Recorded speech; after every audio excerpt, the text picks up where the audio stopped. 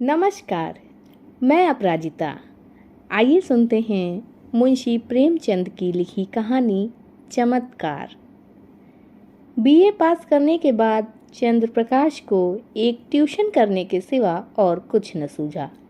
उसकी माता पहले ही मर चुकी थी।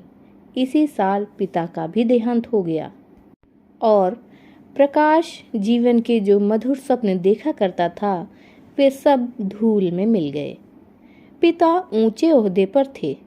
उनकी कोशिश से चंद्र प्रकाश को कोई अच्छी जगह मिलने की पूरी आशा थी, पर वे सब मंसूबे धरे रह गए और अब गुजर बसर के लिए वही 30 महीने की ट्यूशन रह गई।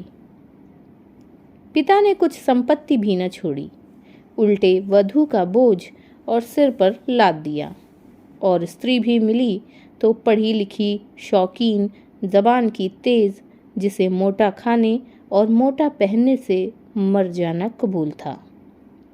चंद्र प्रकाश को 30 रुपए की नौकरी करते शर्म तो न आई, लेकिन ठाकुर साहब ने रहने का स्थान देकर उसके आंसू पोंछ दिए।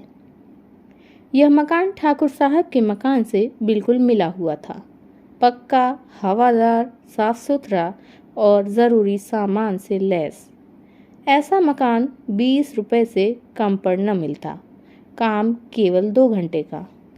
लड़का था तो लगभग उन्हीं की उम्र का, पर बड़ा कुंदजेहन, काम चोर। अभी 9वें दर्जे में पढ़ता था। सबसे बड़ी बात यह थी कि ठाकुर और ठाकुराइन दोनों प्रकाश का बहुत आदर करते थे, बल्कि उसे लड़का ही समझते थे। वह नौकर नहीं, घर का आदमी था और घर के हर एक मामले में उसकी सलाह ली जाती थी। ठाकुर साहब अंग्रेजी नहीं जानते थे। उनकी समझ में अंग्रेजीदार लौंडा भी उनसे ज़्यादा बुद्धिमान, चतुर और तजर्बेकार था। संध्या का समय था। प्रकाश ने अपने शिष्य वीरेंद्र को पढ़ाकर छड़ी उठाई तो ठाकुराइन ने आकर कहा, अभी न जाओ बेटा, ज़रा मेरे साथ आओ, तुम्हें कुछ सलाह करनी है। प्रकाश ने मन में सोचा, आज कैसी सलाह है? वीरेंद्र के सामने क्यों नहीं कहा? उसे भीतर ले जाकर रमा देवी ने कहा, तुम्हारी क्या सलाह है? बीरू को ब्याह दूं? एक बहुत अच्छे घर से संदेशा आया है। प्रकाश ने मुस्कुराकर कहा, यह तो वीरू बाबू से ही पूछिए। नहीं, मैं तुमसे पूछती हूँ। प्रकाश ने असमंजस में पड़कर कहा, मैं इस विषय में क्या सलाह दे सकता हूँ? उनका 20वां साल तो है, लेकिन यह समझ लीजिए कि पढ़ना हो चुका, तो अभी ना करूं, यही सलाह है। जैसा आप उचित समझें। मैंने तो दोनों बातें कह दी, तो कर डालूं। मुझे यही डर लगता है कि कहीं लड़का बहक न जाए। मेरे रहते इसकी तो आप चिंता न करें। हाँ, इच्छा हो तो कर डालिए, कोई हरज भी नहीं है। सब तैयारियां तुम्ही को करनी पड़ेंगी, यह समझ लो। तो मैं इनकार कब करता हूँ? रोटी की खैर मनाने वाले शिक्षित युवकों में एक प्रकार की दुविधा होती है जो उन्हें अप्रिय सत्य कहने से रोकती है। प्रकाश में भी यही कमजोरी थी। बात पक्की हो गई और विवाह का सामान होने लगा। ठाकुर साहब उन मनुष्यों में थे जिन्हें अपने ऊपर विश्वास नहीं होता। उनकी निगाह में प्रकाश की डिग्री उनके 60 साल के अनुभव से कहीं मूल्यवान थी। विवाह का सारा आयोजन प्रकाश के हाथों में था। 10-12 हजार रुपये खर्च करने का अधिकार कुछ कम गौरव की बात न थी।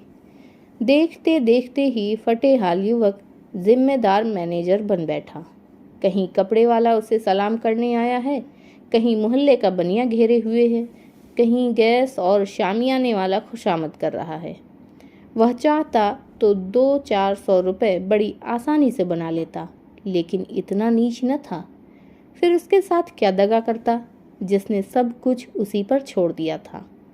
पर जिस दिन उसने 5,000 के जेवर खरीदे, उस दिन उसका मन चंचल हो उठा।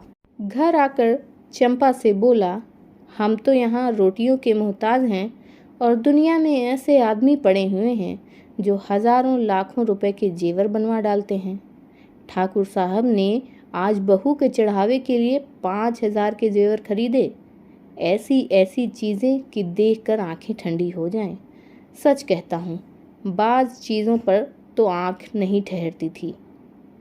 चंपा ईर्ष्या जनित विराग से बोली, हमें क्या करना है? जिन्हें ईश्वर ने दिया है वे पहने। यहाँ तो रोकर मरने के लिए ही पैदा हुए हैं। चंद्रप्रकाश, इन्हीं लोगों की मौज है, न कमाना न धमाना। बाप दादा छोड़ गए हैं, मज़े से खाते और चैन करते हैं। इसी से कहता हूँ ईश्वर बड़ा अन्यायी है। चंपा, अपना अपना पुरुषार्थ है, ईश्वर का क्या दोष? तुम्हारे बाप दादा छोड़ गए होते तो तुम भी मौज करते। यहाँ तो रोटियाँ चलना मुश्किल है।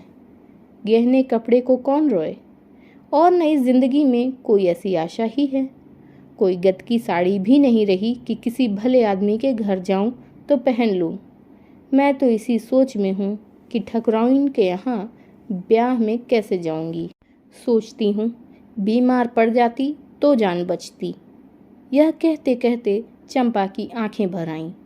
प्रकाश ने तसल्ली दी, साड़ी तुम्हारे लिए लाऊं? अब क्या इतना भी न कर सकूंगा? मुसीबत के ये दिन क्या सदा बने रहेंगे? जिंदा रहा तो एक दिन तुम सिर से पांव तक जेवरों से लदी रहोगी। चंपा मुस्कुरा कर बोली, चलो, ऐसी मन की मिठाई मैं नहीं खाती। निबाह होता जाए यही बहुत है, गहनों की साध नहीं है। प्रकाश ने चंपा की बातें सुनकर लज्जा और दुख से सिर झुका लिया। चंपा उसे इतना पुरुषार्थहीन समझती है। रात को दोनों भोजन करके लेटे तो प्रकाश ने फिर गहनों की बात छेड़ी। गहने उसकी आंखों में बसे हुए थे। इस शहर में ऐसे बढ़िया गहने बनते हैं, मुझे इसकी आशा न थी। चंपा ने कहा, कोई और बात करो, गहनों की बात सुनकर जी जलता है। वैसी चीज़ें तुम पहनो तो रानी मालूम लगोगी। गहनों से क्या सुंदरता बढ़ जाती है? तो ऐसी बहुत सी औरतें देखी हैं जो गहने पहनकर भद्दी दिखने लगती हैं। ठाकुर साहब भी मतलब के यार हैं। यह न हुआ कि कहते इसमें से कोई चीज़ चंपा के लिए भी लेते जाओ। तुम भी कैसी बच्चों की सी बातें करते हो। इसमें बचपने की क्या बात है? कोई उदार आदमी कभी इतनी कृपणता न करता। मैंने तो कोई ऐसा उदार आदमी नहीं देखा जो अपनी बहू के गहने किसी और गैर को दे दे। मैं गैर नहीं हूँ, हम दोनों एक ही मकान में रहते हैं। मैं उनके लड़के को पढ़ाता हूँ और शादी का सारा इंतज़ाम कर रहा हूँ। अगर 100-200 की कोई चीज़ दे देते तो वह निष्फल न जाती। मगर धनवानों का हृदय धन के भार से दबकर सिकुड़ जाता है। उनमें उदारता के लिए स्थान ही नहीं रहता। रात के 11 बज गए हैं, फिर भी प्रकाश को नींद नहीं आती। बार बार ही चमकीले गहने आँखों के सामने आ जाते हैं। कुछ बादल हो आए हैं और बार बार बिजली चमक उठती है। सहसा प्रकाश चारपाई से उठ खड़ा हुआ। उसे चंपा का आभूषणहीन अंग देखकर दया आई। यही तो खाने पहनने की उम्र है और इसी उम्र में इस बेचारी को हर एक चीज़ के लिए तरसना पड़ रहा है। वह दबे पांव कमरे से बाहर निकलकर छत पर आया। ठाकुर साहब की छत इस छत से मिली हुई थी। बीच में एक 5 फीट ऊंची दीवार थी। वह दीवार पर चढ़कर ठाकुर साहब की छत पर आहिस्ता से उतर गया। घर में बिल्कुल सन्नाटा था। उसने सोचा, पहले जीने से उतरकर ठाकुर साहब के कमरे में चलूं। अगर वह जाग गए तो जोर से हंसूंगा और कहूँगा, कैसा चरका दिया, या कह दूंगा, मेरे घर की छत से कोई आदमी इधर आता दिखाई दिया, इसलिए मैं भी उसके पीछे पीछे आया कि देखूं यह क्या करता है। अगर संदूक की कुंजी मिल गई तो फिर फतेह है। किसी को मुझ पर संदेह ही न होगा। सब लोग नौकरों पर संदेह करेंगे। मैं भी कहूँगा, साहब नौकरों की हरकत है, इन्हें छोड़कर और कौन ले जा सकता है। मैं बेदाग बच जाऊँगा। शादी के बाद कोई दूसरा घर लूँगा, फिर धीरे धीरे एक एक चीज़ चंपा को दूँगा जिसमें उसे कोई संदेह न हो। फिर भी वह जीने से उतरने लगा तो उसकी छाती धड़क रही थी। धूप निकल आई थी। प्रकाश अभी सो रहा था कि चंपा ने उसे जगा कर कहा, बड़ा गजब हो गया, रात को ठाकुर साहब के घर में चोरी हो गई। चोर गहने की संदूकची उठा ले गया। प्रकाश ने पड़े पड़े पूछा, किसी ने पकड़ा नहीं चोर को? किसी को खबर भी हो, वह संदूकची ले गया जिसमें ब्याह के गहने रखे थे। न जाने कैसे कुंजी उड़ा ली और जाने कैसे उसे मालूम हुआ कि इस संदूक में संदूकची रखी है। नौकरों की कार्रवाई होगी, बाहरी चोर का यह काम नहीं है। नौकर तो उनके तीनों पुराने हैं, नीयत बदलते क्या देर लगती है। आज मौका देखा, उठा ले गए। तुम जाकर जरा उन लोगों को तसल्ली तो दो। ठाकुराइन बेचारी रो रही थीं, तुम्हारा नाम ले लेकर कहती थीं कि बेचारा महीनों इन गहनों के लिए दौड़ा, एक एक चीज़ अपने सामने जचवाई और चोर दाढ़ीदारों ने उसकी सारी मेहनत पर पानी फेर दिया। प्रकाश चटपट उठ बैठा और घबराता हुआ सजाकर ठाकुराइन से बोला, यह तो बड़ा अनर्थ हो गया माताजी, मुझसे तो अभी अभी चंपा ने कहा। ठाकुर साहब सिर पर हाथ रखे बैठे हुए थे। बोले, कहीं सेंध नहीं, कोई ताला नहीं टूटा, किसी दरवाजे की चूल नहीं उतरी, समझ में नहीं आता चोर आया किधर से। ठाकुराइन ने रो कर कहा, मैं तो लुट गई भैया, ब्याह सिर पर खड़ा है, कैसे क्या होगा। भगवान, तुमने दौड़ धूप की थी, तब कहीं जाके चीज़ें आई थीं, न जाने किस मनहूस शायद से लगन आई थी। प्रकाश ने ठाकुर साहब के कान में कहा, मुझे तो किसी नौकर की शरारत मालूम होती है।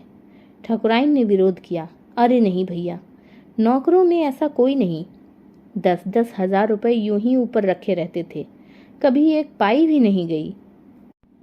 ठाकुर साहब ने नाक सिकोड़ कर कहा, तुम क्या जानो, आदमी का मन कितना जल्द बदल जाया करता है। जिसने अब तक चोरी नहीं की वह कभी चोरी न करेगा, यह कोई नहीं कह सकता। मैं पुलिस में रिपोर्ट करूंगा और एक एक नौकर की तलाशी कराऊंगा, कहीं माल उड़ा दिया होगा। जब पुलिस के जूते पड़ेंगे तो आप ही कबूलेंगे। प्रकाश ने पुलिस का घर में आना खतरनाक समझा, कहीं उन्हीं के घर में न तलाशी ले तो अनर्थ ही हो जाए। बोले, पुलिस में रिपोर्ट करना और तहकीकात कराना व्यर्थ है।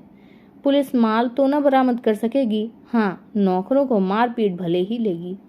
कुछ नज़र भी उसे चाहिए, नहीं तो कोई दूसरा ही स्वांग खड़ा कर देगी। मेरी तो सलाह है कि एक एक नौकर को एकांत में बुलाकर पूछा जाए। ठाकुर साहब ने मुंह बनाकर कहा, तुम भी क्या बच्चों की सी बात करते हो प्रकाश बाबू, भला चोरी करने वाला अपने आप कबूलेगा। तुम मारपीट भी तो नहीं करते। हाँ, पुलिस में रिपोर्ट करना मुझे भी फजूल मालूम होता है। माल बरामद होने से रहा, उल्टे महीनों की परेशानी हो जाएगी। प्रकाश, लेकिन कुछ न कुछ तो करना ही पड़ेगा। ठाकुर, कोई लाभ नहीं। हाँ, अगर कोई खुफिया पुलिस हो जो चुपके चुपके पता लगावे तो अलबत्ता माल निकल आए, लेकिन यहाँ ऐसी पुलिस कहाँ। तकदीर ठोंक कर बैठ रहो और क्या। प्रकाश, आप बैठ रहिए, लेकिन मैं बैठने वाला नहीं। मैं इन्हीं नौकरों के सामने चोर का नाम निकलवाऊंगा। ठाकुराइन, नौकरों पर मुझे पूरा विश्वास है, लेकिन किसी का नाम निकल भी आए तो मुझे संदेह ही रहेगा। किसी बाहर के आदमी का काम है, चाहे जिधर से आया हो, पर चोर आया बाहर से, तुम्हारे कोठे से भी तो आ सकता है। ठाकुर, हाँ, जरा अपने कोठे पर तो देखो, शायद कुछ निशान मिले। कल दरवाज़ा तो खुला नहीं रह गया। प्रकाश का दिल धड़कने लगा। बोला, मैं तो 10 बजे द्वार बंद कर लेता हूँ। हाँ, कोई पहले से मौका पाकर कोठे पर चला गया हो और वहाँ छिपा बैठा रहा हो तो बात दूसरी है। तीनों आदमी छत पर गए तो बीच की मुड़ेर पर किसी के पाँव की रगड़ के निशान दिखाई दिए। जहाँ पर प्रकाश का पाँव पड़ा था वहाँ का चूना लग जाने के कारण छत पर पाँव का निशान पड़ गया था। प्रकाश की छत पर जाकर मुंडेर की दूसरी तरफ देखा तो वैसे ही निशान वहाँ भी दिखाई दिए। ठाकुर साहब सिर झुकाए खड़े थे, संकोच के मारे कुछ न कह सकते थे। प्रकाश ने उनके मन की बात खोल दी। इससे तो स्पष्ट होता है कि चोर मेरे ही घर में से आया, अब तो कोई संदेह ही नहीं रहा। ठाकुर साहब ने कहा, हाँ, मैं भी यही समझता हूँ, लेकिन इतना पता लग जाने से ही क्या हुआ? माल तो जाना था, सो गया। अब चलो आराम से बैठें, आज रुपए की कोई फिक्र करनी होगी। प्रकाश, मैं आज ही वह घर छोड़ दूंगा। ठाकुर, क्यों? इसमें तुम्हारा कोई दोष नहीं।